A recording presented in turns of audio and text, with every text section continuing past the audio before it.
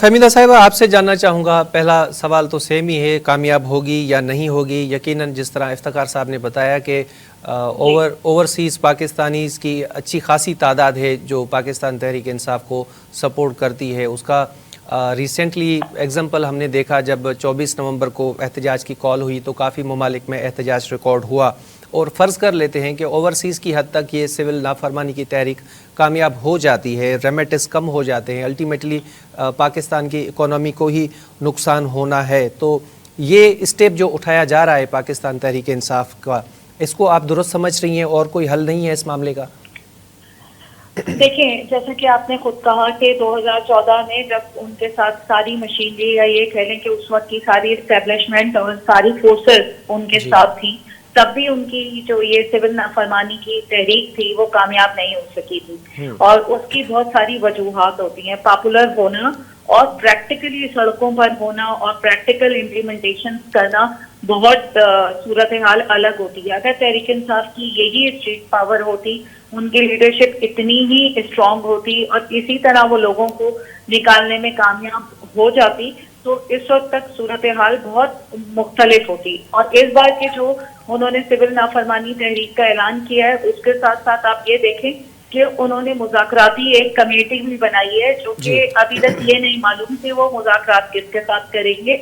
और अभी मैं अलीमा बीबी का भी एक बयान देख रही थी जिसमें उन्होंने यही कहा है कि अगर उनके मुतालबात नहीं माने गए जुमेरात या जुमे तक तो फिर वो उन्होंने शायद 2 दिन दिए हैं हुकूमत को, मेरा ख्याल है ये उन्होंने कहा है कि जो है अगर हमारी बात नहीं मानी गई जुमे तक भी तो ओवरसीज पाकिस्तानियों को कॉल देंगे, वो पाकिस्तान पैसा ना भेजें। अच्छा, अब ये जो एक बात है ना, ये बड़ी टेक्निकल सी बात है कि चलें पहले तो हम ये फर्ज करते हैं कि तरसीलाते दर में वाकई कमी हो जाती है। जैसे कि एक मैं आपको बताऊं कि ये पॉसिबल नहीं है क्योंकि बैरून मुल्क से जो लोग भी पैसे भेजते हैं वो अपनी फैमिलीज को भेजते हैं। और ऐसा कभी नहीं हुआ कि किसी भी पॉलिटिकल इन्फ्लुएंस, भले चाहे वो पीटीआई के सपोर्टर्स हों, वो उसको कोई वो चेंज करेंगे। अच्छा, अगर इस तरह लेट्स अज्यूम कि इस तरह से कुछ हो भी जाता है तो फिर मैं आपको बताऊं कि गवर्नमेंट जो है वो रुपए की कदर को कम करके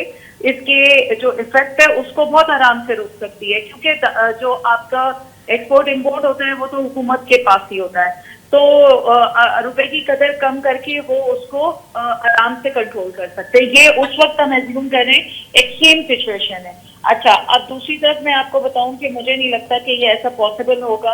और अभी स्टेट बैंक के अगर मैं आपको आदादो शुमार बताऊं सालाना तरसीलाते दर के, तो अक्टूबर 2024 में ये 24% इजाफे के साथ $3 अरब तक पहुंचे हैं। यानी कि जुलाई से अक्टूबर तक मजमूई तरसीलाते दर 35% बढ़कर $11.8 तक तो पहुंच गई है। तो ये तो फैक्ट्स हैं जिन फैक्ट्स को हमें देखना चाहिए।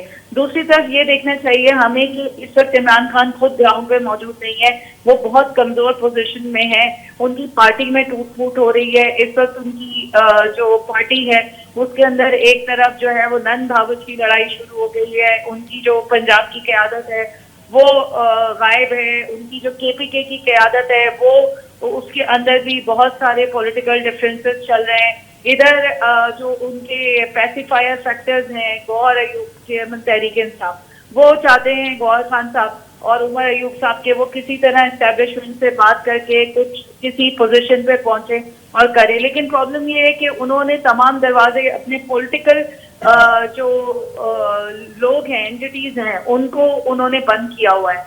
तो अब ये बात है कि ये खुल्लम खुल्ला यही है कि वो एस्टेब्लिशमेंट से बात करना चाहते हैं। और आप मुझे ये बताइए कि एस्टेब्लिशमेंट को उनसे बात करने में क्या इंटरेस्ट होगा? आप सिविल नाफरमानी की बात कर रहे हैं, फौज के खिलाफ आप मुसलसल सोशल मीडिया कैंपेन कर रहे हैं, IMF को आप खत लिख रहे हैं और मुस्तकिल कांग्रेस को, अमेरिकी कांग्रेस को और उन सबको जो है आप खत लिख रहे हैं। तो मुझे नहीं लगता कि ये किसी किस्म की भी सोशल मीडिया की हद तक तो ये सिविल नाफरमानी मुहिम और जो एक और बाइकाट मुहिम उन्होंने स्टार्ट की हुई है वो कामयाब होगी, लेकिन प्रैक्टिकली ये पॉसिबल नहीं होगा।